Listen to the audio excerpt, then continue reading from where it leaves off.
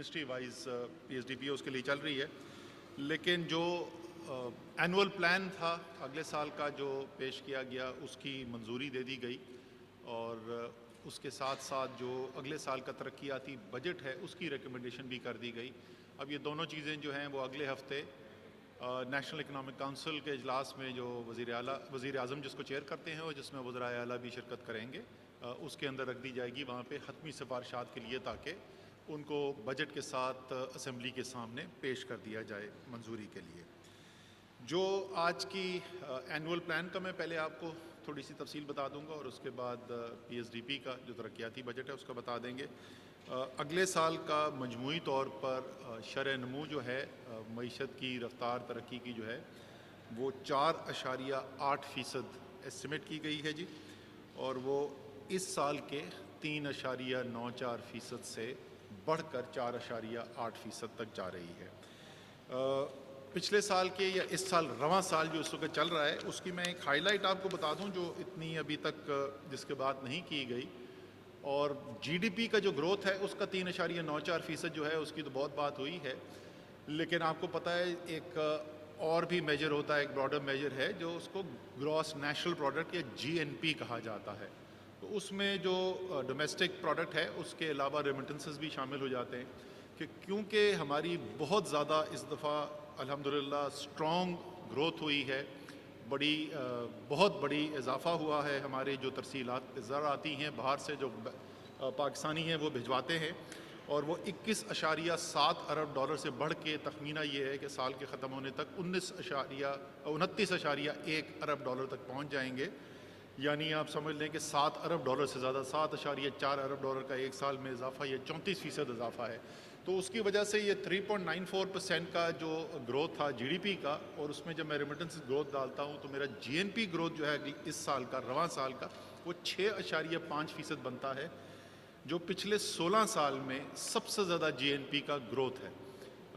यानी 2004-2005 के साल के बाद सबसे ज़्यादा मईशत के अंदर जो मजमूई तौर पर इजाफा हुआ है वो इस साल के अंदर हुआ है, और उसकी एक बहुत बड़ी वजह जो बनी है वो यही तरसीलात ज़र है जो पाकिस्तानी बाहर से भिजवाते हैं पैसा पाकिस्तान के अंदर। और यहाँ पे दोबारा ये कहना मुनासिब होगा कि जिस तरीके से इस वक्त काम किया जा रहा है इस कोशिश के लिए कि इन पाकिस्तानियों को जो बाहर काम करते हैं, जो मईशत का इतना बड़ा सहारा है, उनको वोट डालने के लिए जो सिस्टम बनाना है, इलेक्शन कमीशन जो है उसके अंदर भरपूर ताउन करेगा। सुप्रीम कोर्ट के हिदायत हैं, काबीना में वज़ीर आज़म हर हफ्ते अपडेट देते हैं इसके ऊपर, इलेक्ट्रॉनिक वोटिंग के ऊपर और ये ओवरसीज़ पाकिस्तानीज़ की वोटिंग के ऊपर। तो ये एक बड़ा अच्छा ये एक रिमाइंडर है, याद दहानी है कि वो कितना कलीदी किरदार अदा करते हैं पाकिस्तान की माशी तरक्की के लिए। अब अगर हम आ जाएँ इस अगले साल के ऊपर जो 4.8% का इजाफ़ा जिसका अंदाज़ा लगाया गया है और टारगेट है वो अगले साल का, तो वो उसके बुनियादी सुतून क्या हैं, कहाँ से ये ग्रोथ आ रही है, वो क्या चीज़ें हैं जिनकी वजह से ग्रोथ आ रही है। इसके बावजूद और हमने ये तखमीनों के अंदर ये शामिल है कि इस साल की ग्रोथ जो है उसमें एक हिस्सा ग्रोथ का स्पेशली अगर आप देखें कोई एरियाज़ लार्ज स्केल मैन्युफैक्चरिंग जिस तरीके से है, तो वो जो आखिरी सहमाई थी पिछले साल की वो कोविड की वजह से उसके अंदर बंदिशें ज़्यादा थी और वो ग्रोथ कम हुई थी, तो इस साल उसका बाउंस बैक है। और इसीलिए जब इस साल के आप इंडस्ट्रियल ग्रोथ के नंबर्स देखेंगे तो वो आपको ज़रा मॉडरेटेड नज़र आएंगे। तो ये फिर कहाँ से रही है ग्रोथ, इसके जो 6, 7, 8 बड़े बड़े मोटे मोटे पहलू हैं मैं उसके ऊपर जाऊंगा। और सबसे पहले जहाँ से मैं शुरू करता हूँ जी, कपास की फसल बुरी तरीके से मुतासर हुई थी। कई सालों से हमें मसाइल आ रहे हैं इसके अंदर, लेकिन इस साल तो बहुत ही बुरी तरीके से मुतासर हुई थी। ख़ास तौर पर सिंध के अंदर खड़ी फसल के ऊपर बारिशें हुई और बहुत हमें नुकसान हुआ था। इस साल जो है वो बेहतर बीज की फराहमी की भी इंतज़ाम किए गए हैं। पेस्टिसाइड के ऊपर बहुत ज़ोर डाला गया है कि अच्छी क्वालिटी के पेस्टिसाइड जो हैं वो फराहम किए जाएँ। और उसके अलावा आलमी मंडी के अंदर भी इस वक्त कपास की कीमत जो है वो बेहतर नज़र आ रही है। और इन तमाम चीज़ों को सामने रखते हुए जो तखमीना लगाया गया है वो एग्रीकल्चर की तरफ से सूबों के साथ मिल के जो नंबर आया है वो 10.5 मिलियन बेल का है अगले साल, जिसके अंदर से 4 मिलियन बेल सिंध में और 6 मिलियन बेल जो हैं वो पंजाब से होंगी और बाकी दूसरे दोनों सूबों से। इसके अलावा इस साल जो है वो पोल्ट्री जो लाइफ स्टॉक के अंदर आते हैं, लाइफ स्टॉक में भी आपको ग्रोथ थोड़ी नज़र आएगी और उसकी बुनियादी वजह जो है वो पोल्ट्री है। मुर्गी की सनत जो है वो बुरी तरीके से मुतासर हुई थी ये कोरोना की वजह से, जब बंदिशें लगीं, और शायद हम में से बहुत सारे लोगों ने वो वीडियोस भी देखे होंगे कि किस तरीके से वो चूज़ों को जो है वो मार के ट्यूबवेल्स के अंदर फेंका जा रहा था, और उसी की वजह से क्योंकि कमी हुई उसके बाद तो आपको कीमतें भी मुर्गी की बढ़ती हुई नज़र आई। तो वो नॉर्मलाइजेशन जो अगले साल होनी है उसकी एक ग्रोथ वहाँ से आएगी। उसके अलावा बिजली की खपत जो है उसके अंदर इजाफा हम देख रहे हैं, 6% का इजाफा है। मेरे ख्याल में ये इससे भी ज़्यादा भी हो सकता है इंशाल्लाह ताला। लेकिन जो इंडस्ट्रियल ग्रोथ पैकेज हमने दिया था, इंडस्ट्रियल इंसेंटिव पैकेज हमने दिया था, उसका बहुत ज़बरदस्त रिस्पांस मिला है। और इंडस्ट्रियल कंजम्पशन जो है हमारी, जब से वो पैकेज आया था हमारे शायद दिसंबर के महीने में, कोई तकरीबन 15% का इजाफा है सनती कंजम्पशन के अंदर, बिजली के अंदर। तो इसलिए वो हमें अगले साल भी नज़र आ रहा है कि ये आपकी बढ़ती रहेगी आपकी डिमांड। गैस प्रोडक्शन जो है पिछले चंद सालों से प्रेशर में है, नए वेल्स ड्रिल किए गए हैं और कोशिश की गई है कि इस ड्रिलिंग एक्टिविटी को दोबारा से एक्टिवेट किया जाए, और उसकी वजह से अगले साल यहाँ पर भी हमें ग्रोथ नज़र आ रही है। कोयला जो है वो पहले से थर में लाखड़ा और थल के अंदर ज़्यादा निकाला जाता है। थर में एक्सपेंशन हुई है और वो मज़ीद एक्सपेंशन के बाद नई जो पावर जनरेशन भी कैपेसिटी वहाँ पे लग रही है, उसके साथ साथ कोयले की प्रोडक्शन जो है उसके अंदर भी खातिर खा इजाफा देखने के लिए नज़र आएगा। फिर एक ऐसी चीज़ जिसको वज़ीर आज़म ने ख़ुद चैम्पियन किया है और IMF से मराद लेने से लेकर और हफ्तावार मॉनिटरिंग करना और फैसले करना कि उसके अंदर तेज़ी लाई जाए, कंस्ट्रक्शन।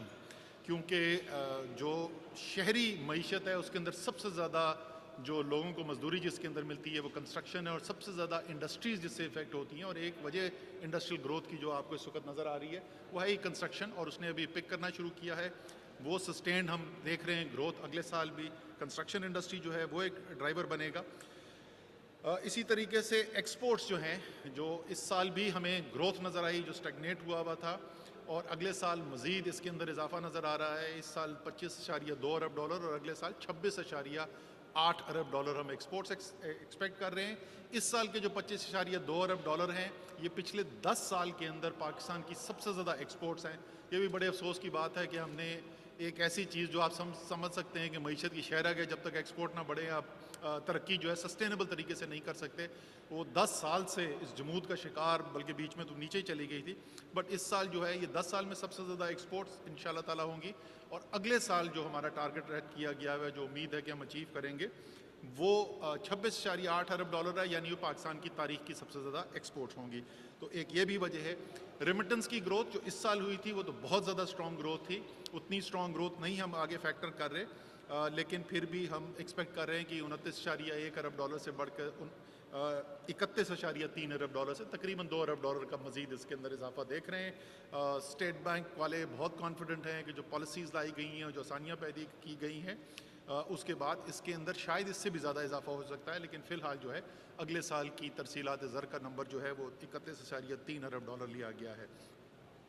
फिर एक ख़ास खुसूसी सेक्टर जहाँ से बहुत स्ट्रॉन्ग ग्रोथ आ रही है वो है हमारा IT का और डिजिटलाइजेशन का। एक बहुत बड़ा हदफ है हुकूमत का, और उसके लिए बहुत सारे इंसेंटिव भी लिए गए जो हुकूमत ने भी किए हैं और सेंट्रल बैंक ने भी बड़े फैसले किए हैं, और की माइलस्टोन्स भी हमने वहाँ पर अचीव किए हैं। और उसकी वजह से डिजिटल कॉमर्स जो डोमेस्टिक है उसके अंदर भी हमें ग्रोथ नज़र आ रही है। और इस साल IT की जो हमारी एक्सपोर्ट्स हैं, जो एक काफ़ी अरसे से ये भी जमूद का ही तकरीबन शिकार थी, या उसमें ग्रोथ वैसी नहीं हो रही थी कि जैसी उम्मीद की जाती थी। इस साल के पहले 9 माह के अंदर हमने देखा है 46% जो है वो एक्सपोर्ट्स के अंदर इजाफा है IT एक्सपोर्ट्स का। तो अगले साल हमें ये ग्रोथ मोमेंटम भी नज़र आ रहा है। और आखिरी चीज़ खुसूसी तौर पे जिसका मैं जिक्र करना चाहूँगा और उसी से दूसरा हिस्सा जुड़ता है, वो है PSDP का एक्सपेंडिचर, यानी सालाना जो वफाकी तरक्याती बजट है, उसका साइज़ जो है वो इस साल 650 अरब रुपए था, और अगले साल इसको बढ़ा के 900 अरब रुपए तक लेके जाया जा रहा है। एक बहुत बड़ा इजाफा है, 250 अरब रुपए का इजाफा है। तो ये तकरीबन आप समझ लें कि कोई 40% के करीब ही इजाफा है जो हम अगले साल करने जा रहे हैं। जो हमारे इकोनोमेट्रिक मॉडल्स हैं उनकी कैलकुलेशन के मुताबिक सिर्फ ये जो GDP का जो PSDP का हम इजाफा 250 अरब रुपए का देख रहे हैं, ये इसका बरह रास्त असर और इससे जो कॉन्सिक्वेंशियल इम्पैक्ट आता है, क्योंकि जैसे बताती है रिसर्च कि ये क्राउड इन करती है इन्वेस्टमेंट को, इसके अंदर प्राइवेट सेक्टर की भी फिर इन्वेस्टमेंट उसके साथ आती है, तो ये ओवरऑल इकोनॉमिक एक्टिविटी पे इम्पैक्ट सिर्फ इस पीएसडीपी के इंक्रीज़ का ही जो है वो 0.25% के करीब लगभग जो है वो जीडीपी ग्रोथ तो सिर्फ यहीं से आ जाएगी। तो ये तमाम चीज़ें देखते हुए 4.8% का नंबर तय किया गया है। मैं ये बता दूं कि इसके अंदर ज़ाहिर एक अच्छा एस्टिमेट ऐसा होता है कि जिसमें ऊपर भी गुंजाइश हो, कि हो सकता है उससे बेहतर भी हो सके और हो सकता है कि उससे ज़रा कम भी हो। मेरे ख्याल में, मेरी ज़ाती तज़िये के मुताबिक इसमें ऊपर जाने के, बढ़ने के इम्कानात ज़्यादा हैं, और ये ग्रोथ जो है वो ज़ाहिर है एक ये इस बात की इंदिहा दे रहा है कि जो रिवाइवल शुरू हुआ था उसका मोमेंटम बरकरार है, बढ़ता जा रहा है, और इंशाअल्लाह ताला उससे अगले साल जो है वो उससे भी ज़्यादा होगा। लेकिन काबिल ज़िक्र बात इस ग्रोथ की ये है कि हम 4.8% या 5% के करीब ग्रोथ जो है वो पिछले जो दौर हुकूमत जो है हमने वहाँ पर भी अचीव किया था। लेकिन वो जो 5% या उससे ज़रा ज़्यादा ग्रोथ हमने अचीव की थी, वो उसकी हमने कीमत ये अदा की कि आखिरी साल जिसमें वो 5.4% के करीब हमारी ग्रोथ हुई, उस साल में 20 अरब डॉलर का खसारा था हमारा बैरूनी अकाउंट के अंदर, तकरीबन 6% जीडीपी के बराबर था। और नतीजा ये निकला कि मुझे बड़ी हंसी आ रही थी कि एक तरफ तो वो दावा ये किया जाता है कि मईशत जो है उसको बहुत ज़बरदस्त कर दिया गया था। उस दिन टीवी पे एक मुस्लिम लीग नून के लीडर बैठ के मुझ पर तनकीद कर रहे थे कि ये फौरी तौर पे आईएमएफ के पास क्यों नहीं चले गए। मैंने कहा चलो ये तो माने, मेरी तनकीद के ज़रिए ये तो माने कि इतना बेड़ागरा करके गए थे कि फौरी तौर पर आईएमएफ जाने की ज़रूरत थी।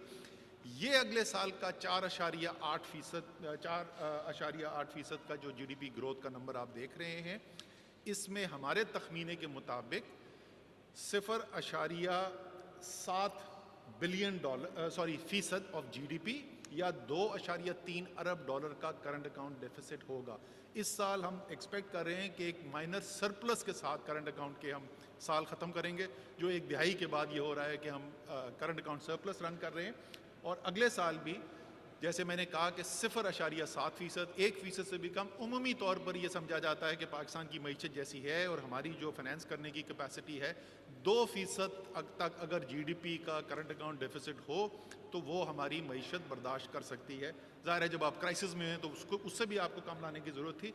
तो ये न सिर्फ आपको ग्रोथ नज़र आ रही है, लेकिन ये उस क्वालिटी की ग्रोथ नज़र आ रही है जिस क्वालिटी की वजह से आप इसको सस्टेन कर सकते हैं। दूसरी चीज़ जो इस साल का भी 3.94% है, उसके अंदर भी आप देखें कि ये प्रोडक्टिव सेक्टर से ड्रिवन ग्रोथ है। ये ग्रोथ इसलिए आई है कि आपके पास चावल की, मकई की, गंदम की तारीख की सबसे ज़्यादा प्रोडक्शन आई है और गन्ने की तारीख में दूसरी सबसे बड़ी प्रोडक्शन आई है। इसी तरीके से लार्ज स्केल मैन्युफैक्चरिंग जो बड़ी सनतें हैं उसके अंदर आपको ग्रोथ नज़र आई है।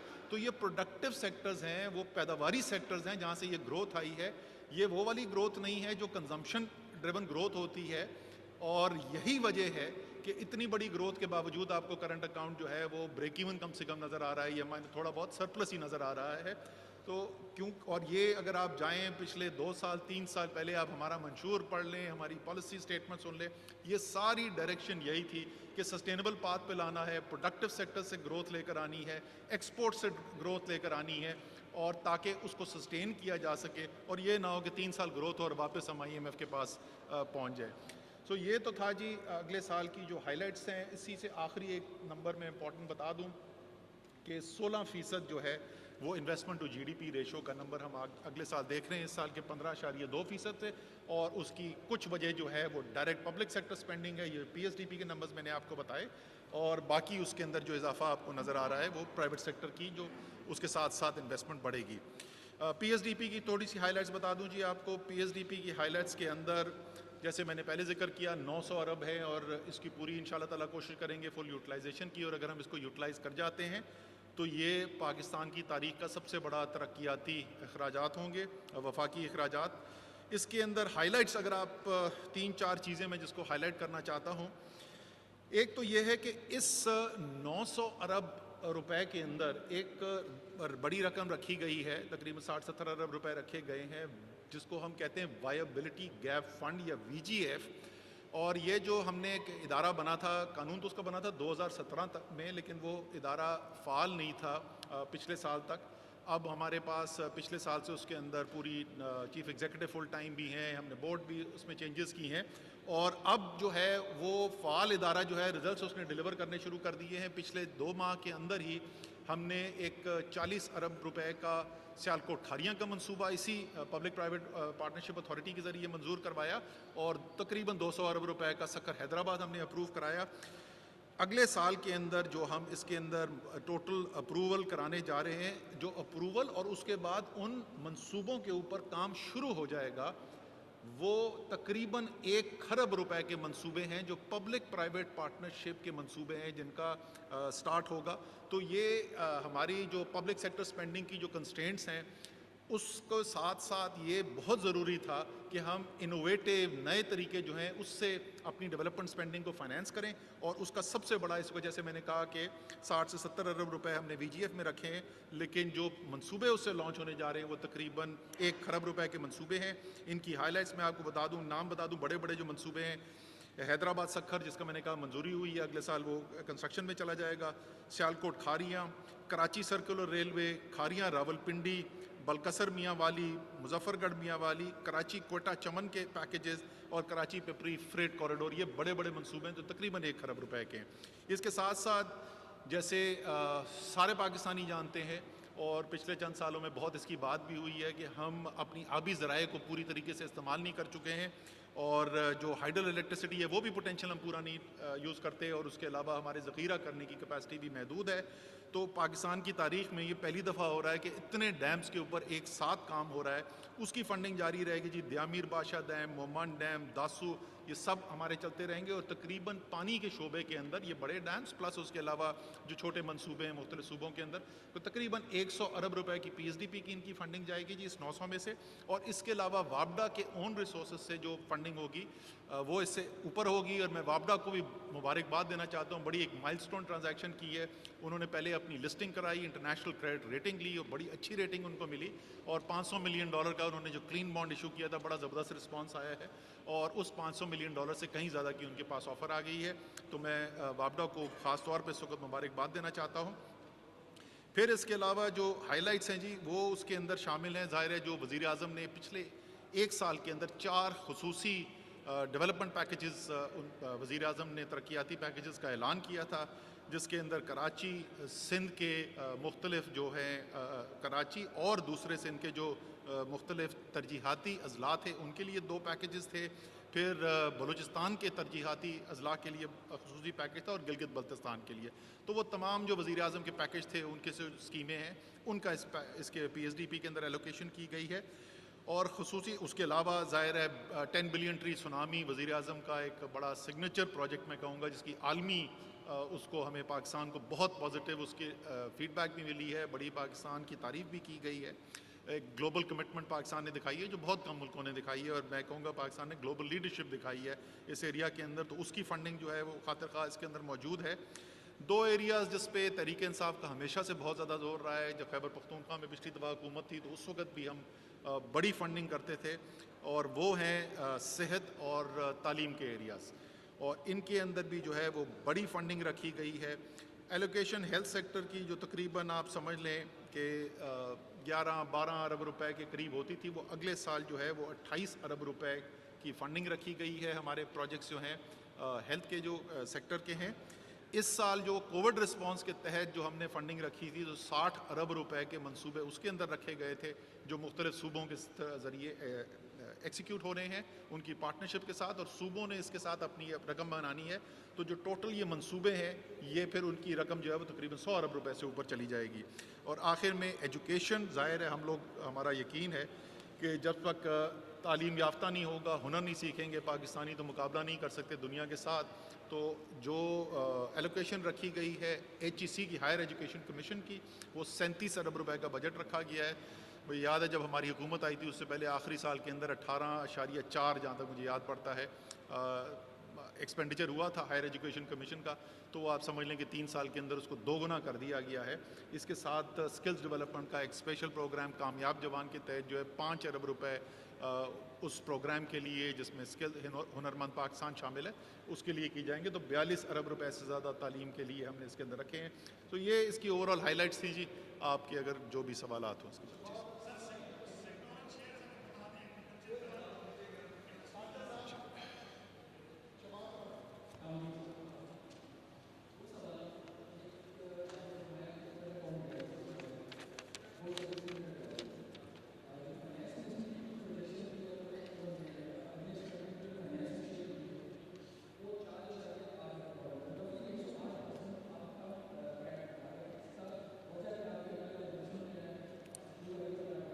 देखिए उसके अंदर कुछ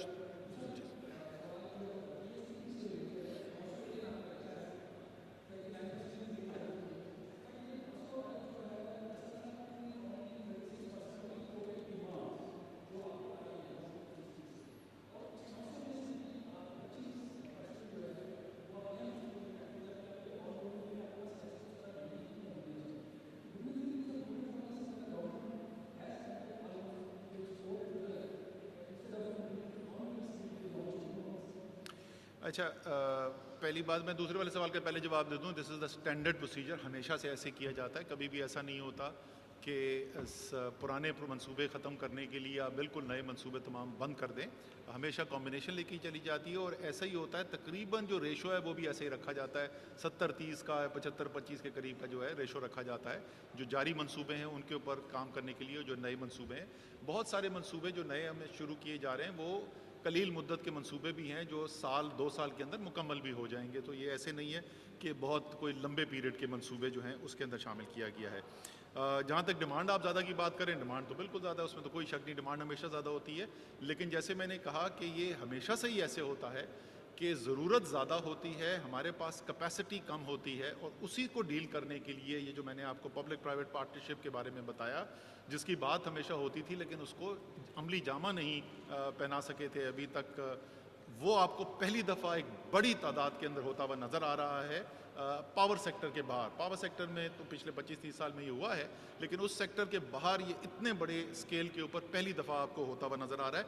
तो टोटल जो तरक्याती अखराजात होंगे वो आप देखेंगे कि इंशाल्लाह ताला ये जिस तरीके से बढ़ता जाएगा, हो सकता है आज से कुछ साल के बाद जो पब्लिक प्राइवेट पार्टनरशिप अथॉरिटी के ज़रिए प्राइवेट सेक्टर की इन्वेस्टमेंट हम ला रहे हैं वो सालाना PSDP से भी ज़्यादा हो।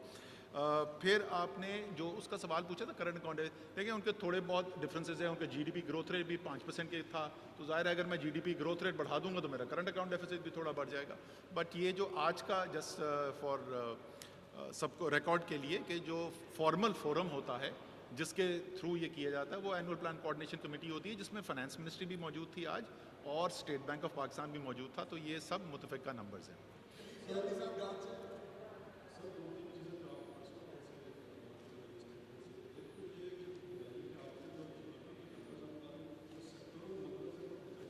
जी बता बता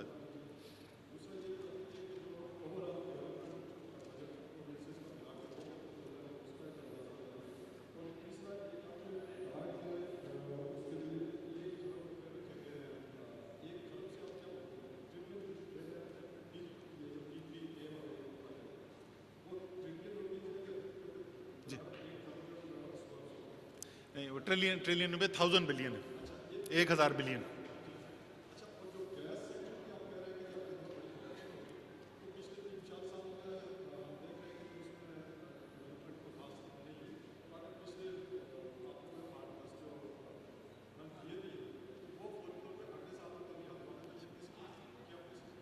सर बेसिस तो इसकी बड़ी तफसील से अगर आपको बेटे वो ताबिश गौर साहब बता सकते हैं आपको कि एग्जैक्टली कौन से वेल्स हैं। बट ये जो उन्होंने काम पिछले 2-3 साल से हो रहा था उसके मजमूई तौर के ऊपर ये रिज़ल्ट वो आपको बता रहे हैं कि प्रोडक्शन जो है वो डिक्लाइन होने के बजाय अगले साल कुछ हम इजाफा उसके अंदर देख रहे हैं। मेरे ख्याल में तकरीबन 200 MSCFD का इजाफा जो है वो हम वहाँ पर देख रहे हैं। जहाँ तक सेक्टोरल आपने ग्रोथ रेट्स की बात की थी, वो सेक्टोरल ग्रोथ रेट जी एग्रीकल्चर के अंदर 3.4% है। इंडस्ट्रियल सेक्टर की ग्रोथ जो है वो 6.8% है, जिसमें मैन्युफैक्चरिंग की ग्रोथ जो है वो 6.2% है। Construction 8.3%, electricity and gas distribution 10.7%, फिर सर्विसेज सेक्टर की मजमूई तौर पे ग्रोथ जो है वो 4.7% है, टोटल 4.8%। जी, टोटल डेवलपमेंट देखें वो तो जाहिर है अभी उनके बजट फाइनलाइज होने प्रोविंसेस के, बट एस्टिमेटेड जो है वो तकरीबन ट्रिलियन, अबाउट ट्रिलियन है प्रोविंशियल जो डेवलपमेंट।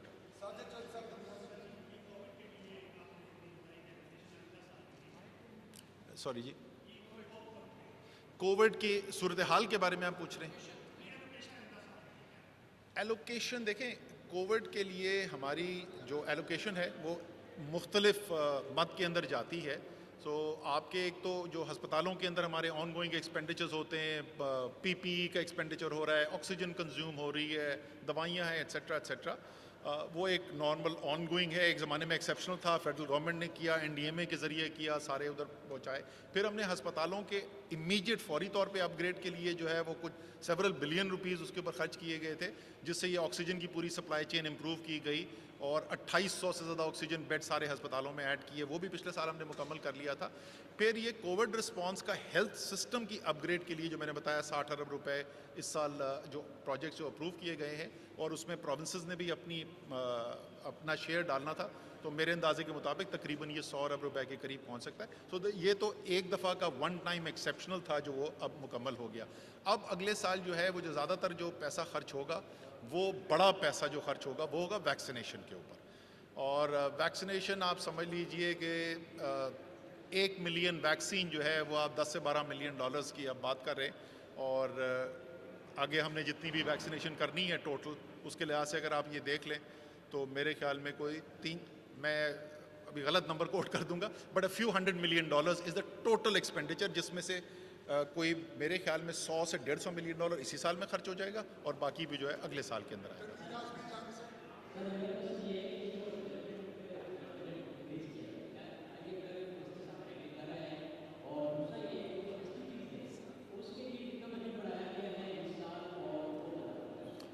इसके अंदर जी ये जो बजट है, जाहिर है जैसे मैंने कहा कि आज सुबह जो फॉर्मल सेशन है उसके अंदर फाइनेंस मिनिस्ट्री रिप्रेजेंटेड थी, और पीएसडीपी के लिए तो हमारा पहले अलग सेशन हुआ था। और ये भी मैं बताना चाहता हूँ कि बड़ी स्ट्रॉन्ग सपोर्ट इस इंक्रीज पीएसडीपी एलोकेशन की फाइनेंस मिनिस्टर साहब की तरफ से ज़ाती तौर पे थी। बराह रास्त आईएमएफ के साथ वो डील करते हैं, तो जाहिर है अगर वो इतनी स्ट्रांगली सपोर्ट कर रहे हैं तो उनको कॉन्फिडेंस है कि ये आईएमएफ जो है इस पर सपोर्ट करेगा। एसडीजीज़ का नंबर जी इस साल का मेरे ख्याल में about 60 बिलियन रुपीज़ के करीब होगा।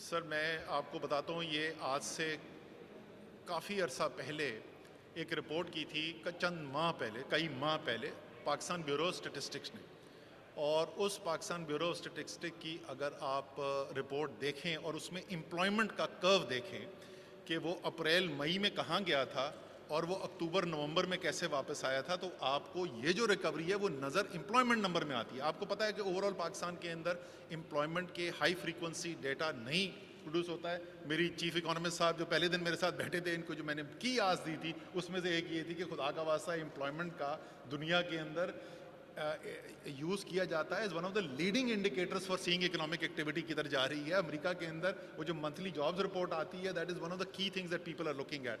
सो इनसे हमने रिक्वेस्ट किया उस निज़ाम को बेहतर करें, लेकिन वो बहुत शार्प रिकवरी वो आपको नज़र आती है। जहाँ तक रेवेन्यूज़ का ताल्लुक है, रेवेन्यू जो इस साल है मेरे ख्याल में पिछले साल से आपको तकरीबन 20% ज़्यादा एफबीआर का टैक्स रेवेन्यू मिलेगा।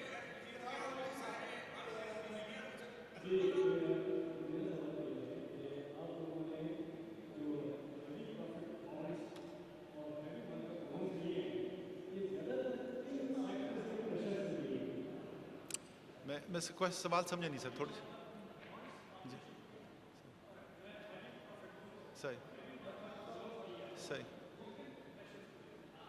इससे ये तो बिकॉज वो फाइनेंस मिनिस्ट्री इशू करती है, सो मुझे नहीं पता कि एग्जैक्टली क्या प्राइसिंग उसकी रही है, तो मैं को गलत को आपको जवाब देना नहीं चाहता, लेकिन वो तो बेसिकली आपका जो फाइनेंसिंग फ्रेमवर्क है उसके अंदर जो फाइनेंसिंग गैप है उसको फाइनेंस करने के लिए आपने करना है। और उसके अंदर अगर आप इस साल का साथ देखें तो इंटरेस्ट रेट्स नीचे आते रहे हैं, तो PIBs जो इशू हुए हैं, जो T-bills इशू हुए हैं, सब पिछले साल को जिस रेट के ऊपर इशू हुए थे उससे बहुत कम रेट के ऊपर हुए हैं। पीक पे जाके 13.25% पर डिस्काउंट रेट जाके वो तकरीबन आधा हुआ है उसके बाद से। सो अभी तो इस साल तो डिक्लाइन हुई है इंटरेस्ट रेट्स के अंदर।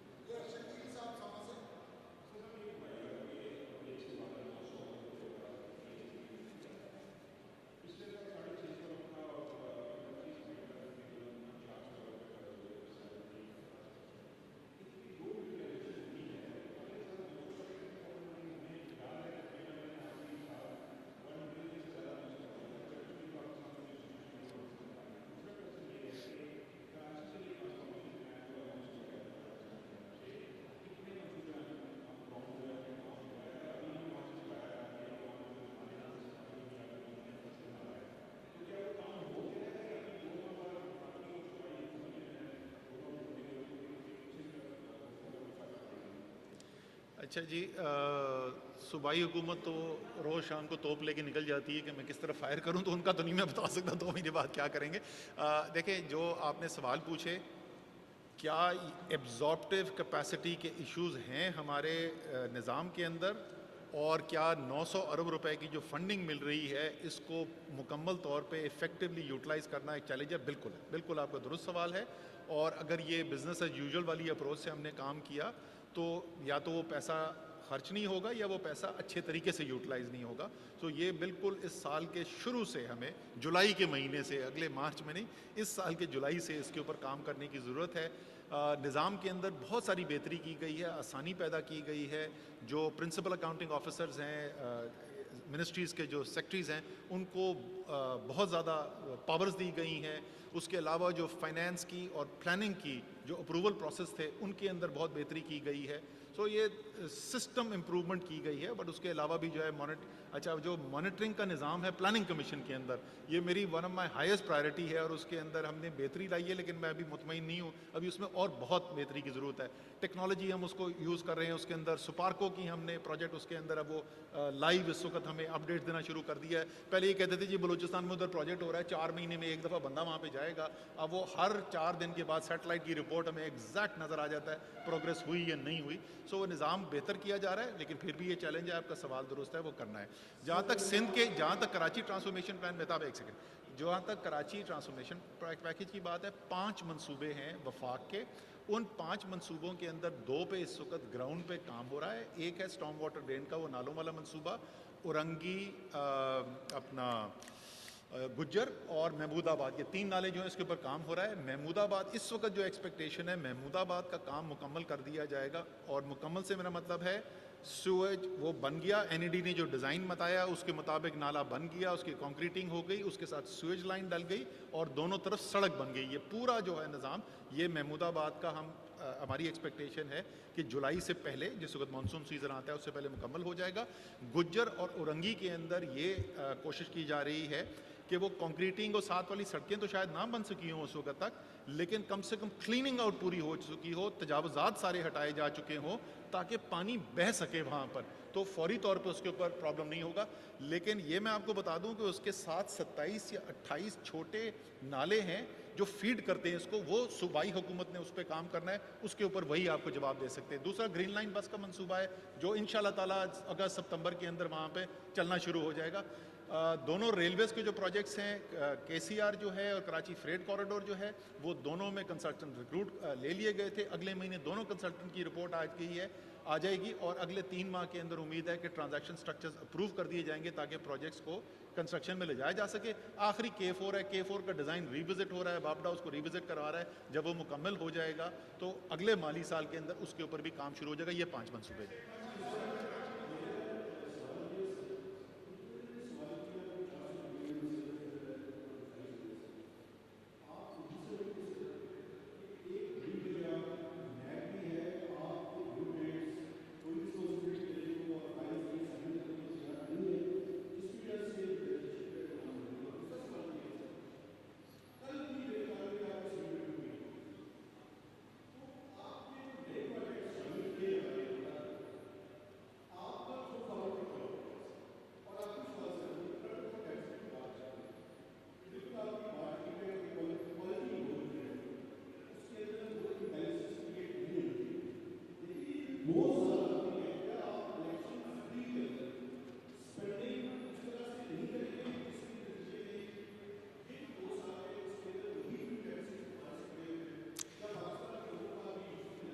अच्छा, ये पहले दूसरे वाली बात कर लेते हैं। देखें, जो अभी है ये ऐसे नहीं है कि इलेक्शन हमारे सर पे आ गया।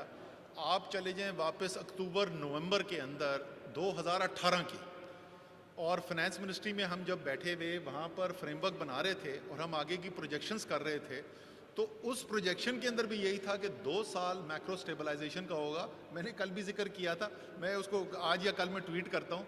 फरवरी 2019 के अंदर मैं एक प्रोग्राम कर रहा था वहीं फाइनेंस मिनिस्ट्री में, और किसी ने मुझसे सवाल पूछा था कि ये चलें, आपकी बात समझ में आ गई कि बड़ा क्राइसिस था और आपको सर्जरी करने की ज़रूरत थी, स्टेबलाइजेशन की ज़रूरत है, अब ये बताएं ग्रोथ आएगी कब? वो मैं कल ऑन एयर कर दूंगा, फरवरी 2019 का जवाब के 2 साल लगेंगे। सो तीसरे साल से ग्रोथ वो सपोज टू रिटर्न, और ग्रोथ जब वापस आएगी तो आपने उसको फाइनेंस भी करना है ग्रोथ को। अभी के आदादो शुमार हमने आपको बता दिए। हमारे आदादो शुमार के मुताबिक अगले साल इंशाल्लाह ताला ये जो ग्रोथ हम अचीव करेंगे, इसमें 1% भी जीडीपी का नहीं होगा हमारा बैरूनी खसारा। और आइडिया यही है कि अगर हमने वो किया ना, ये भी मैं आपको बता दूं, अगर हमने इलेक्शन खरीदने के लिए वही ग्रोथ मॉडल दोबारा अपनाया, ये छुपने की कोई जगह नहीं है, ये आप सब ने एक्सपोज कर देना है। हमारे लिए सियासी तौर पे भी नुकसान होगा, तो हमारा सियासी फायदा अगला इलेक्शन उस वक्त हमें फायदा होता है जब हम ग्रोथ डिलीवर करें एक सस्टेनेबल तरीके से, जो मुख्तलिफ नजर आए जो पहले हुआ था उससे।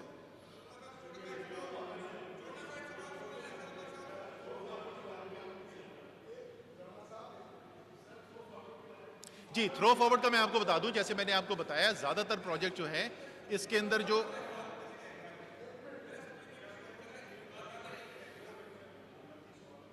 मैं उनका मेहताब का दूसरा सवाल था उसको थ्रो फॉरवर्ड का बता दूं।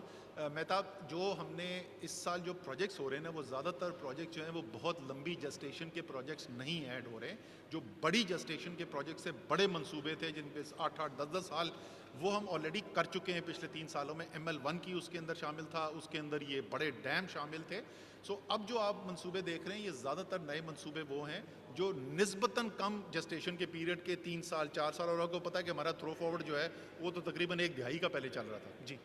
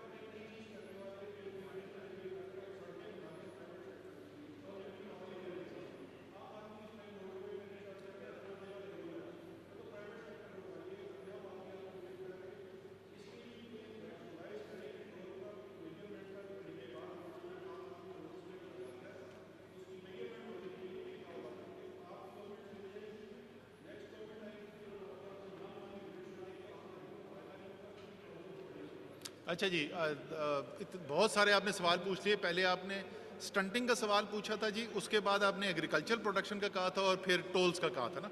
चले तीनों चीज़ों की बात करते हैं। स्टंटिंग बिल, ये कल दोपहर को वज़ीर आज़म, शौकत तरीन, मैं और फैसल सुल्तान बैठे थे, और एग्जैक्टली जो आप बोल रहे हैं वही डिस्कस किया। पूरा प्रोग्राम फैसल सुल्तान, उनकी टीम सूबों की मुशावरत से मुकम्मल कर चुके हैं। मंजूरी उसकी ली जा चुकी है उस फोरम से जहाँ पे तमाम सूबे भी मौजूद थे।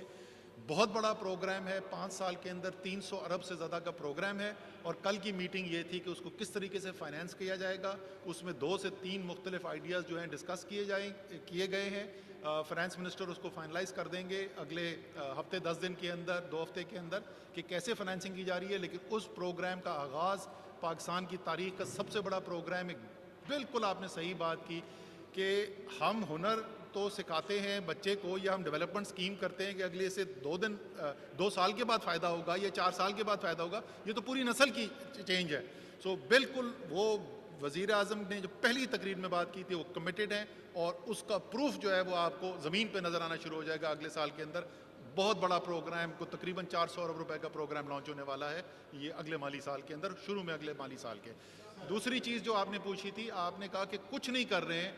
सर, गंदम रिकॉर्ड फसल, मकई रिकॉर्ड फसल, चावल रिकॉर्ड फसल, गन्ना गन्ना सेकंड हाईएस्ट एवर। सर मुझे मुकम्मल कर लेना, आपने सवाल पूछ लिया, सवाल पूछ लिया ना। सो ये नहीं हो सकता कि कपास जब कम हो तो आप कहें कि हुकूमत की नाय ली है, लेकिन जब दूसरी चीज़ें जब इंप्रूव हो तो आप बोलें कि ये इसका आपसे कोई ताल्लुक नहीं है। और कपास के ऊपर मैंने आपको बता दिया, आपने 14 से 6 जो बार घर, आपको तो पता है इसकी हकीकत क्या है, लेकिन जो सुन रहा होगा वो कहेगा यार बड़े निकम्मे निकले, इनको 14 मिली थी 6 पे ले आए। सर 14 थी आज से कोई 10-12 साल पहले, हमें मिली थी 9, 9.5, और हम आपको बता रहे हैं कि अगले साल हम इसको 10.5 पे ले जाने वाले हैं। आखिरी टोल वाला जो है, इसमें टोल्स पे जो बिडिंग होती है सर, उसके अंदर प्री डिटरमिन्ड होता है कि रेट क्या होगा टोल के इंक्रीज का। वो प्राइवेट सेक्टर को फ्रीडम उस पर नहीं है, वो प्री डिटरमिन्ड है।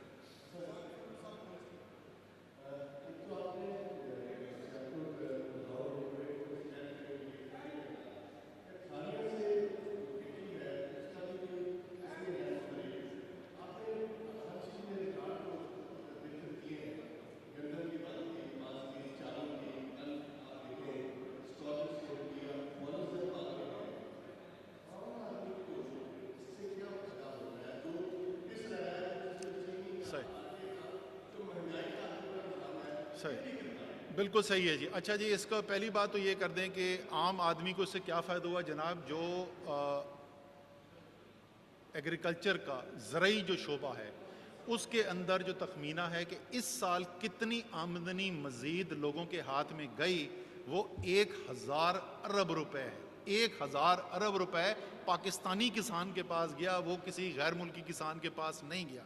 तो ये जो रिकॉर्ड फसलिंग हुई, इसका फ़ायदा, और यही वजह है, मैं आपको एक बात बताऊं कि 2 चीज़ें जो सब लोगों ने मिस की ना, जिसकी वजह से लोगों को समझ में नहीं आया कि ये ग्रोथ आई कहाँ से है, वो 2 जो सबसे बड़े ड्राइवर इस साल की ग्रोथ के थे, एक तो ये कि जो तरसीलात ज़र बाहर से आई, और जो एग्रीकल्चर सेक्टर की ज़रई सेक्टर जो तकरीबन 2/3 पाकिस्तान है, ये दोनों चीज़ें पैसा उन लोगों के हाथ में लेके आई, आम आवाम के हाथ के अंदर, जिससे वो उनकी कुव्वत ख़रीद पैदा हुई और उन्होंने बाहर जाके ख़रीदा। महंगाई के ऊपर पहले भी बात हो चुकी है, उसकी बहुत सारी वजूहत भी हैं। बिल्कुल वो एक चैलेंज है जो आगे भी बरकरार है। आखिरी 2 सवाल कर लें यार। जी ये नहीं, सॉरी, एक छोटा सा सवाल था इनका जी। आगे खारियां से पिंडी, मैंने आपको बताया था खारियां पिंडी भी लिस्ट में शामिल है। इंशाल्लाह तक सितंबर तक हमारी उम्मीद है कि खारियां पिंडी की भी ट्रांजैक्शन स्ट्रक्चर हो जाएगा।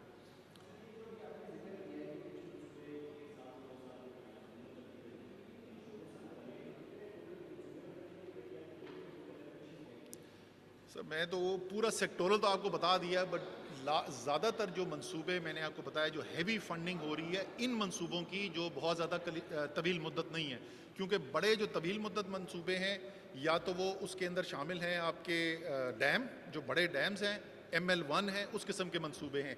ये जो मंसूबे हैं जिनको मैं कह रहा हूँ कि 1-2 साल के अंदर मुकम्मल हो सकते हैं, ये वो सड़कें हैं जो बहुत ज़्यादा बड़ी सड़कें नहीं है, बड़ी बड़ी मोटरवेज़ नहीं है, ये उनके अंदर हैं। पंजाब के अंदर ख़ास तौर पे बहुत सारी ऐसी सड़कें जो कनेक्टिविटी पैदा करती हैं। हमारी फोकस ये था कि जो मोटरवेज़ और दूसरी रोड्स के साथ, मेन रोड्स के साथ कनेक्टिविटी आपकी बहाल कर सकती हैं, उनके ऊपर एम्फेसिस है। और ये जनूब में भी है, वस्त पंजाब में भी है, नॉर्थ के अंदर भी है, वो मंसूबे हैं। फिर जो SDGs के मैंने बताया था कि वो बढ़ गए हैं, वो हैं। और आखिर में ये जो 2 बड़े शोबे मैंने आपको बताए थे, तालीम और सेहत, वहाँ पर है। सर मैं वो पूरी, वो तो सेक्टोरल एलोकेशन की पूरी लिस्ट है, वो मैं दे दूंगा जी। सर आखिरी सवाल, चलो जी आखिरी 2। ये इसने मुझे कहा था, टाइम रखवाया था कह के, तो इसका सवाल बनता है।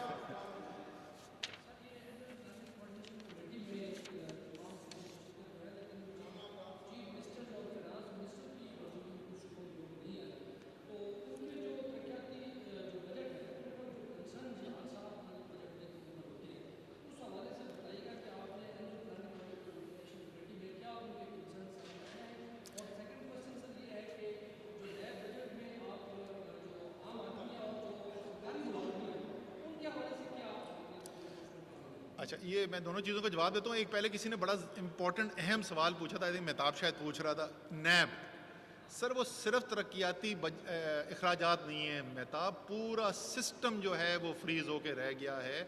और हमने ये कोशिश की थी, पिछले साल एक ऑर्डिनेंस भी लेकर आए थे कि कम से कम सरकारी अफसर और जो बिजनेसमैन हैं उनके जहन में जो शकूक हैं, जो उनके लिए मुश्किलात है, कम से कम वो तो फैसले करें ना।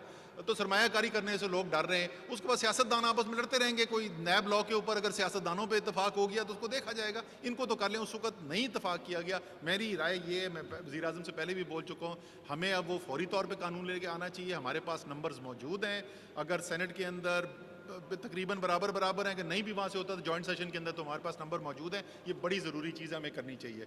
आपने सर 2 सवाल जो पूछे थे, सिर्फ टॉपिक बता दें क्या थे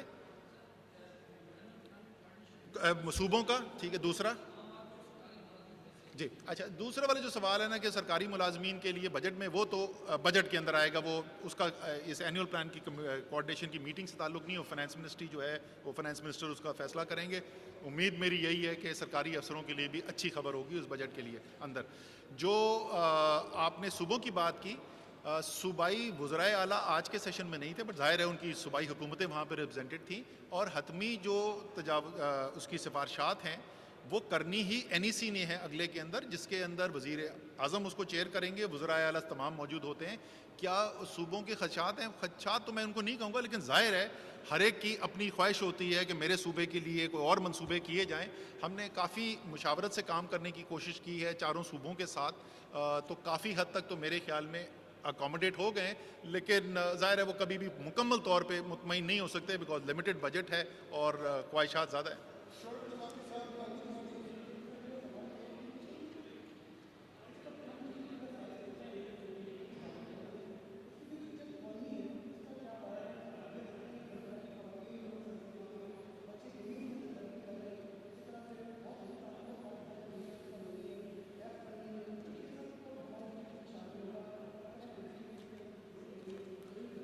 अच्छा, ये जो आपका सवाल है मैं इसको ज़रा ब्रॉडन कर लूँ। ये अगेन चीफ इकोनॉमिस्ट साहब बैठे हुए हैं, इनका जो फौरी तौर पर जो टारगेट इनको दिया गया था वो हमें अपने नेशनल इनकम्स अकाउंट जो हैं वो एक पुरानी मईशत के ढांचे को रिफ्लेक्ट करते हैं। ये भी मैं आपको अभी से बता दूं, बाद में ना कहना कोई कंट्रोवर्सी खड़ी हो गई। ज़्यादातर माहिरीन का ख्याल है कि पाकिस्तान अपनी मईशत को अंडर एस्टिमेट कर रहा है, और उसकी वजह ये है कि वो सेक्टर्स जो नए सेक्टर्स हैं, जहाँ पे ज़्यादा डायनेमिज्म है, जहाँ ग्रोथ नज़र आ रही है, जैसे आप बता रहे हैं मेरे अपने हल्के के अंदर शुएब ऐसी ज़बरदस्त, मुझे इतनी खुशी हुई, मैं उस सेंटर में गया था, वहाँ पे एक गांव में बैठी हुई बच्ची जो है वो ये जुराबें बना बना के वो नेट पे बेच रही है, वो महीने में 80,000 लाख रुपए कमा रही है माशाल्लाह। सो ये बिल्कुल सही बात है कि बहुत से जो डायनेमिक सेक्टर्स हैं इस वक्त इकॉनमी के, वो प्रॉपरली रिफ्लेक्ट नहीं हो रहे, और जैसे ही ये नेशनल इनकम अकाउंट्स की रीबेसिंग की जाएगी और इसके अंदर ये शामिल किए जाएंगे तो एक ज़्यादा रिप्रेजेंटेटिव हमारे पास नेशनल इनकम अकाउंट्स आ जाएंगे।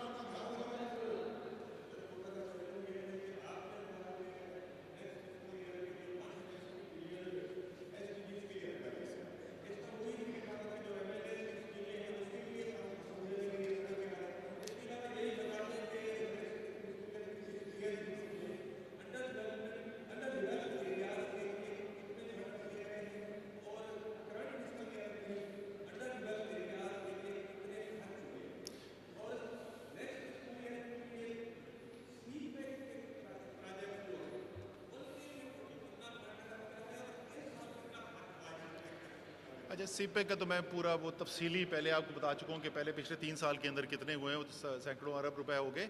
लेकिन सीपेक का आप ये याद रखें कि अगला फेज़ जो है वो सरकारी PSDP वाला फेज़ नहीं है। हम इस वक्त भी जो है जो होशाब अवरान, जिसका आपने अभी कल अप्रूवल सुना एक्नेक से अंदर, जो मगरबी अलाइनमेंट है जो ना होने के बराबर थी पिछली हुकूमत के अंदर, ज़्यादातर तो वक्त हमारे वक्त के अंदर उसके अंदर अखराजात किए गए हैं। ML1 बड़ा मंसूबा है सीपैक का जिसका होगा, उसके अलावा पुराने जो मंसूबे चल रहे थे वो तमाम कंप्लीट किए गए हैं, तो वो काम तो चलता रहेगा। लेकिन असल सीपैक का जो अगला फेज़ है वो है प्राइवेट सेक्टर की इन्वेस्टमेंट का, वो फेज़ है जहाँ इंडस्ट्रियलाइजेशन का। और आज ही रशाकाई की ओपनिंग की है वज़ीर आज़म ने, वहाँ पर पहली जो चाइनीज़ इन्वेस्टमेंट से फैक्ट्री लग रही है स्टील की, उसकी मशीनरी आ गई है। मैं खुद गया था कराची पोर्ट जिस दिन वो मशीनरी आई थी, तो वो उसके ऊपर ज़मीन पे काम होना शुरू हो गया है। फैसलाबाद के अंदर जो है कंपनियों ने अपने प्रोजेक्ट लगाने शुरू कर दिए हैं। तो जो असल जो बड़ी इन्वेस्टमेंट आ रही है आगे हम जो देख रहे हैं सीपेक के अंदर, वो निजी इन्वेस्टमेंट है, वो इंडस्ट्रियल इन्वेस्टमेंट है, वो एग्रीकल्चर के अंदर इन्वेस्टमेंट है। एग्रीकल्चर के अंदर बहुत अच्छा काम हो रहा है। मेरे ख्याल में एक दिन ये सीपेक के ऊपर पूरा हम वो करते हैं। जहाँ तक आपका सवाल था कि कम तरक्की याफ्ता जो इलाके हैं उसके ऊपर, मैंने आपको बताया कि 4 खुसूसी तरक्याती पैकेज वज़ीर आज़म ने अप्रूव किए थे इसके अंदर, और आपको पता है कि वो बहुत बड़ी बड़ी रकूम है।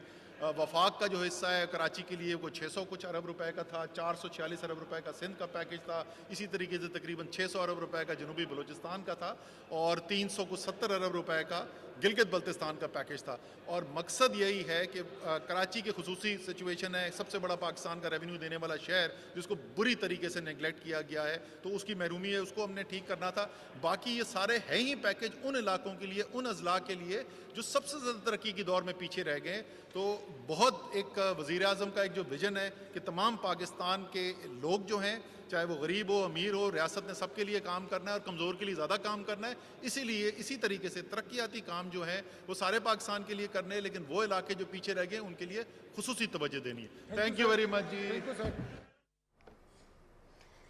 वफाकी वज़ीर मनसूबाबंदी असद उमर इस्लामाबाद में मौजूद प्रेस कॉन्फ्रेंस कर रहे थे। बात की उन्होंने आइंदा आने वाले बजट के हवाले से, तालीम, सेहत और दीगर मनसूबों के हवाले से कितना बजट मुख्तस किया जाएगा, ये भी उन्होंने बताया। साथ ही साथ उन्होंने बात की है इलेक्ट्रॉनिक वोटिंग के हवाले से, जिस पर क्या पेशरफ्त हो रही है। वज़ीर आज़म इमरान खान इस पर मुसलसल नज़र रखे हुए हैं, मुसलसल जायज़ा ले रहे हैं, ये बताया गया है असद उमर की जानिब से।